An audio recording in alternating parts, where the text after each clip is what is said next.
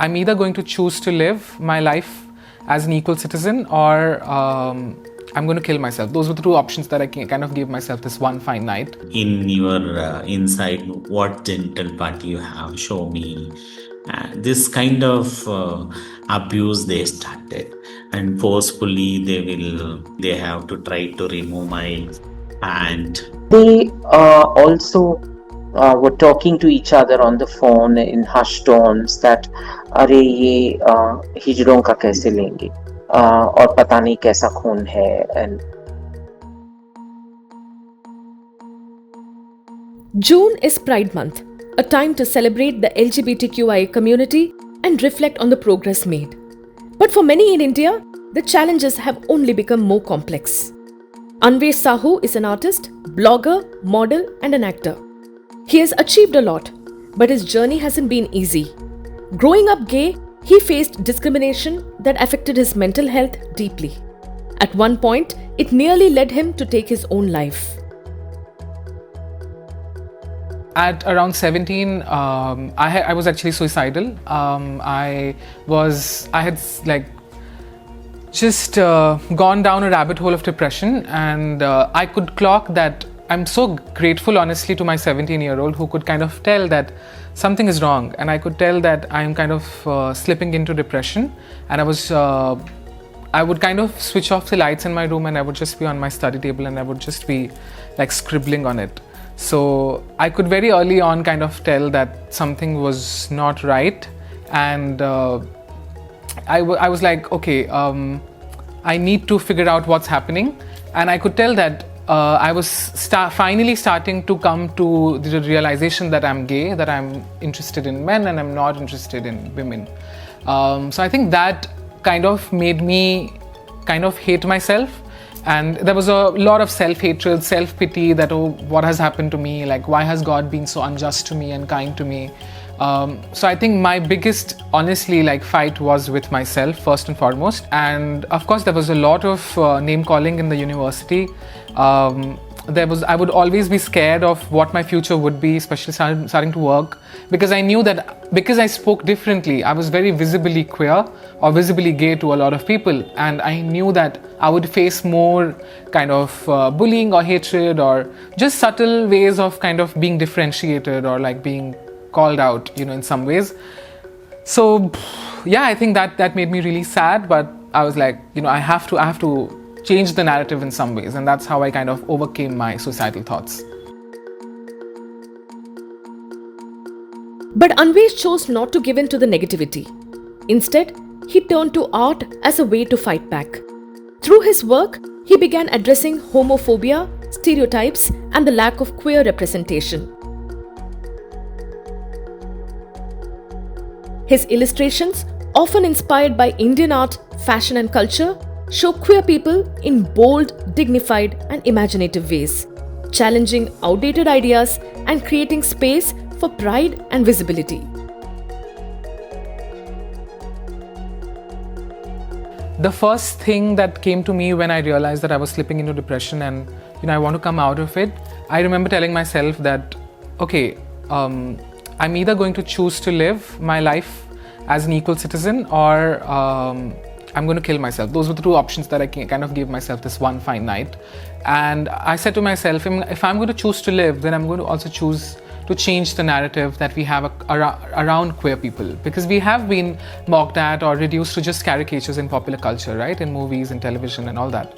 So I was like, what can I do as someone, who is about to, go to university. I was studying engineering at that point. I went on to study design after. I work at the intersection of technology and design. And what can I do in terms of whatever work I do to kind of change that narrative? So that's when I started thinking, okay, I'm going to use my art and I'm going to use it to kind of create imageries that do not exist in this world. And let's take the narrative in our own hands and change the perception one artwork at a time. And then everything else will follow. Pop culture will follow, and there are enough queer talent in this country who are making queer themed movies or writing stories around them. They're just writing stories that are finally look at us as equal individuals, as real people and not just some fantastical character that exists in a parallel universe.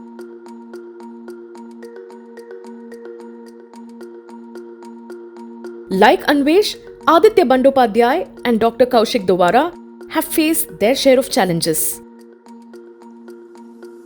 The age gap between them, along with the stereotypes often attached to same-sex relationships, made things harder. The couple told us that they chose to be open about their relationship.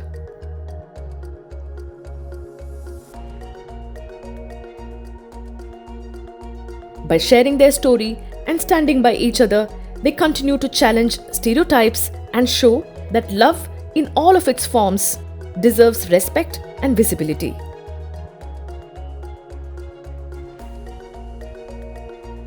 When two people are getting married, a man and a woman is getting married, you are thinking marriage, you are thinking celebration, you're not thinking that these two people are getting married because they want a socially sanctioned license to It is as simple as that. But the moment two gay people get together, the first thing that comes to your mind is sex. Yeah. You negate their lives and bear it down only to sex. And that is extremely problematic. Celebration is a way of normalization. Where you do not think about marriage in those crude terms simply because it is a normal thing. You see it happen all over the place all the time, and you just accepted it as something which is okay and normal and will happen. This entire month for celebrating queer sexuality is also about normalizing queerness, so that every time you come across a queer couple on the street, you do not think, oh my God, how are they having it in the bed? You actually think about, oh, what are they cooking for dinner tonight? Yeah. That difference is extremely crucial and it needs to happen. Yeah. And that's why Pride Month is important, celebration is important, and visibility is important. Sadly, the bigger, like us getting together, also because of our intergenerational thing, the biggest criticisms and you can say discrimination in a way, low bag, it came from people from the community, more than from outside. Because I'll tell you why. I think this is my understanding. I think it's because also it also roots from their whole stigma that's attached with being gay, like he said. People think of sex when it comes when they think of two gay people, what they're doing in bed, and not about that these two people can be happy together. So from that, this also filters into the whole community itself, and sex is the only kind of validation they somehow end up seeking. Their entire existence becomes about sex, and that's why. And with that, what this whole brackets come into being, what kind of people you're supposed to have sex with, and what kind of people should be coming together, and because of this whole brackets that form. So within the community itself, a lot of setbacks, stigma, and all this kind of things come into being.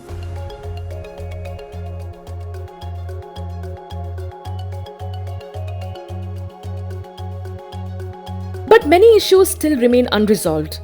Aditya and Kaushik, like many queer couples in India, are still unable to take out a joint insurance policy or open a bank account together. The fight for equal rights is far from over, but it's a fight worth continuing for dignity, for recognition, and for a more equal future.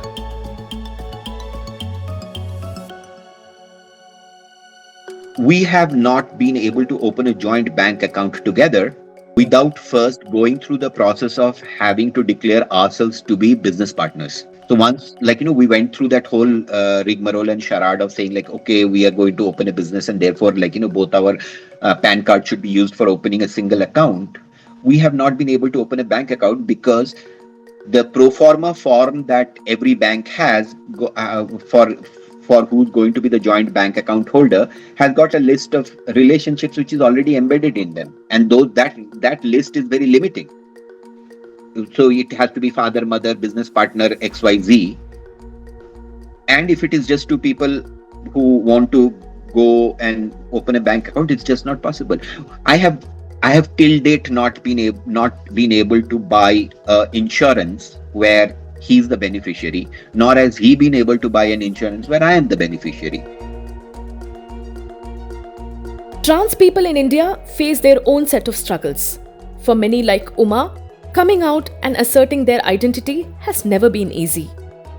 Uma survived sexual abuse and faced violence both at home and in the world outside.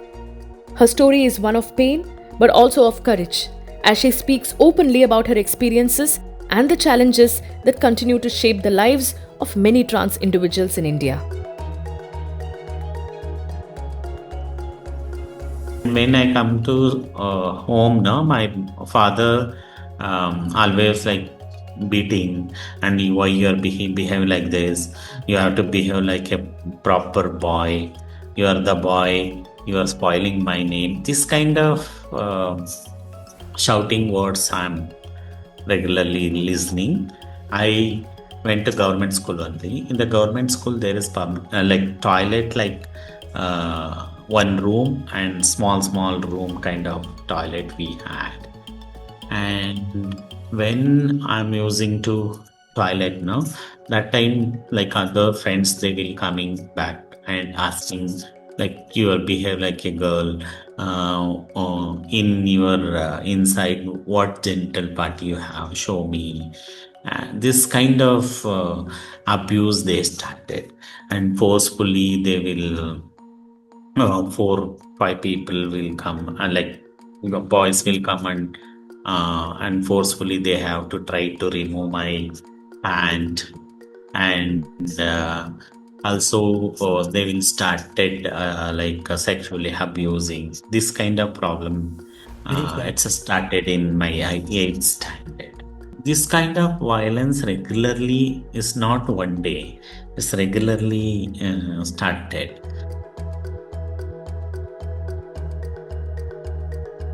Uma has been at the forefront of advancing trans rights in India. She was a co-petitioner in the case that led the Karnataka High Court to amend Section 36A of the Police Act, helping reduce police harassment of transgender people.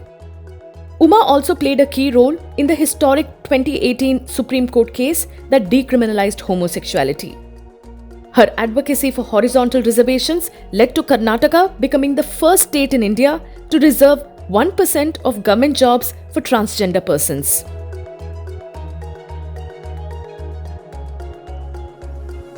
If they are implementing the NALSA judgment, I don't have the business to file the public litigation asking for the reservation. That is the one thing. And we waited so long.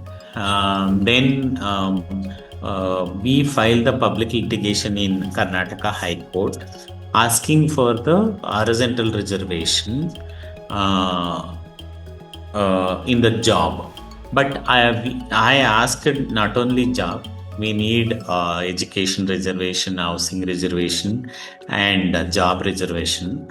But what they taken the grant, they have to look at only for the job opportunity.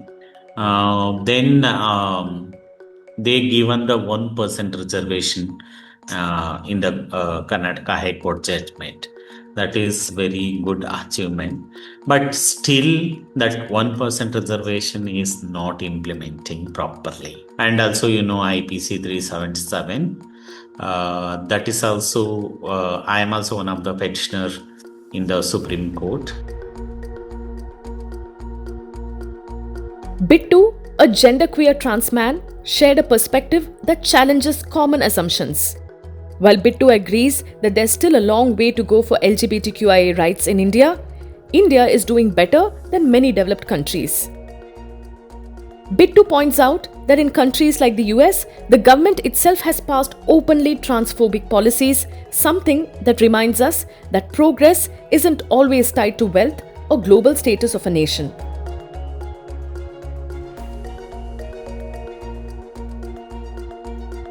My lived experience of having lived in the US for many years was that it was in fact a deeply homophobic society. And I've always, for years before this thing happened with Trump, I've been consistently saying in interviews that the social fabric in India is one of the most trans-friendly social fabrics, primarily because of the historical struggle of trans women in India, trans feminine organized communities, hijra communities, kinnar communities. The work they put in to just normalize the presence of trans people everywhere. You don't have to start with establishing that trans people exist in India the way you do in the US. US people feel insulted by your even saying that trans people exist. They say no, there is no such thing as a trans person. They're making it up or whatever, So we're starting off on a very different foot. And two, nobody's offended if they see a trans person walking down the road. Right? It's just normalized by that historical struggle. But there's trans people just for being visible on the road are a target in the US. I've been attacked in the US just for being visibly gender non-conforming, just for walking down the road. So I will say that so things are very different and actually socially more progressive in India, and that social progressiveness always we're a country overall where legislation is strong. We have only 70 years of legislation making in this country behind us, and so our legislation is often not as strong as international law, but socially it's a much stronger fabric. So all of those factors play into that history. But yes, I'm completely unsurprised by Trump's legislation. That they're banning academic publications from even mentioning the word trans. They've stifled funds to which for a long time, sponsored life-saving initiatives, including in India, clinics that were sort of supporting trans persons. Several things it's had really wide-ranging issues, and trans people are really fearful for their lives in the US. Trans immigrants have stopped being able to travel to the US. Trans students cannot go abroad anymore, cannot go to the US anymore for higher studies. There's a whole host of problems, I think.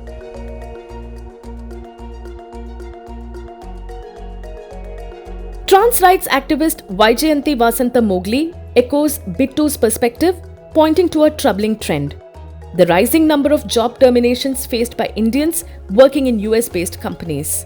They highlight how transphobic policies in the US are not only harming communities there, but also creating ripple effects in countries like India, where these companies have a strong presence. The global nature of discrimination, Vasanta Mowgli says, makes international solidarity more important than ever.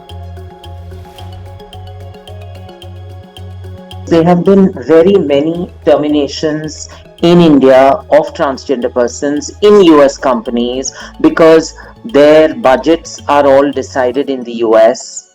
These US companies are headquartered in the US. Yes.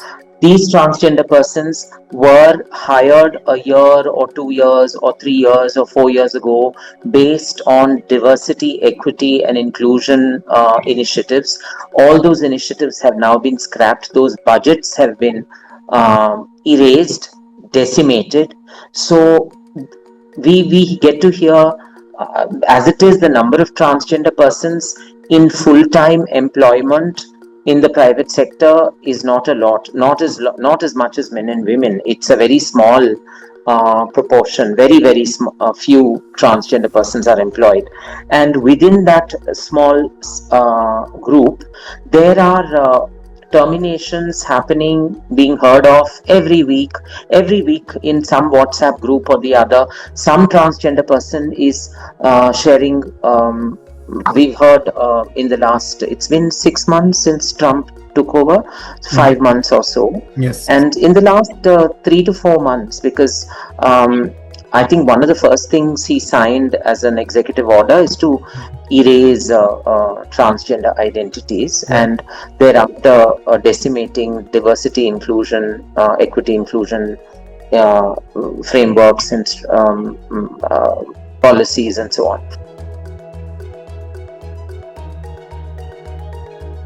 Discrimination remains one of the biggest challenges faced by trans people in India, and it shows up in the most critical moments. Vasanta Mowgli shared a deeply painful experience. When her mother was seriously ill and needed blood, she stepped forward to donate, but was turned away solely because of her gender. Experiences like hers reveal how deeply bias is still built into our systems. She used to have many falls, and during some of those occasions when she fell and lost blood, we had to get blood. And when I volunteered, at that point in time, I had no clue that there was a ban. I had no clue, absolutely no clue. I noticed that time and again, while my group was, it's not as though my group is just my blood is taken and given to my mother. Even if our blood groups don't match, what they do is they take the next of kin's blood and swap it with some other group so that um, they receive something in return for the units of blood they give the patient. So they weren't willing to take my blood, and they weren't very open about it either. And they were trying to avoid taking my blood, and I couldn't really, offering my blood is not the topmost thing on my head at that point of time. So it took me some time to understand these patterns, because the first time they tried avoiding taking my blood, it didn't really register into my head, because I was more focused on whether my mother was getting the blood that she required. So over a period of time, when she had many falls, and I noticed that they are very reluctant to take my blood, is when I realized, and they also were talking to each other on the phone in hushed tones that अरे ये हिजड़ों का कैसे लेंगे और पता नहीं कैसा खून है. And so there are stereotypes associated with being hijra or transgender, and I suppose they feared that I was a sex worker and maybe immunocompromised. The Guidelines for Blood Donor Selection and Blood Donor Referral 2017 permanently bar transgender people, men who have sex with men, and female sex workers from donating blood, citing them as at risk for HIV and other infections. Trans rights activist Santa Kurai from Manipur decided to challenge this discrimination. In 2021, she filed a public interest litigation in the Supreme Court, seeking to dismantle these outdated and unjust guidelines. This guideline stems from deep-rooted prejudices against trans women who are more visible and who are hyper visible and marginalized. And it also manifests in laws, policies, social attitude, and even within families. And the blood donation ban is just one glaring example of that prejudices. It was in 2013. The three Nupi Manbi, we call Nupi Manbi, transgender is Nupi Manbi. So they were from Manipur, and they approached me with a very disturbing account. And they had gone to donate blood at the Jennings Hospital, Jawaharlal Nehru Institute of Medical Sciences, which is located in Imphal East. And where one of them was related to a patient who was an auntie. And when they went to the blood bank to give blood for the patient, they were publicly humiliated. Nearly a decade later, and it was in 2021, the same history repeated, at Caesar Hospital, which is a private hospital in Langol, located in Imphal West, where two trans women faced similar discrimination. And in the latter case, Dr. Beyonce, who is a trans doctor, also working at the hospital during that time, stepped in to help them. But rather than addressing the issue, the blood bank officers turned on her, mocking her credential by asking if she was an Ayurvedic doctor. So Dr. Beyonce later reported the incident to me and shared a copy of the blood donation guideline. And that was my first real encounter with the policy.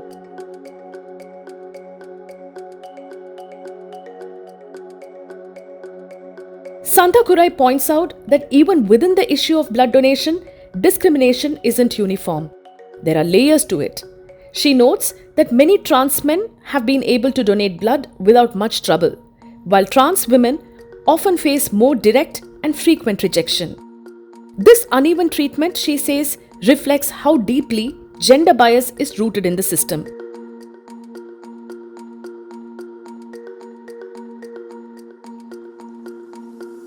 I spoke to gay and trans men friends who revealed they had donated blood multiple times without facing such hostility, and their experiences made it clear that the discriminations stem from deep-rooted prejudices against trans women who are more visible, marginalized. This systematic bias also manifests in laws, policies, social attitude, and even within the family. And the blood donation ban I have already mentioned is a glaring example of it. So recognizing the injustice and unscientific bias of this policy, I resolve to challenge it. Many LGBTQIA rights activists, through their lives and struggles, have driven legal reforms and fought discrimination and stereotypes. Tripti Shetty, a transgender rights activist and entrepreneur, was recognized as the first transgender person to register under the Handicrafts Development Corporation of India and obtain an artisan identity card from the Union Ministry of Textiles. She and her partner Ritik pledged to donate their bodies for medical research but faced barriers because organ donation registries, including Kerala's Mrita Sanjeevani portal, initially recognized only male and female categories. Through their advocacy, they successfully pushed for transgender inclusion.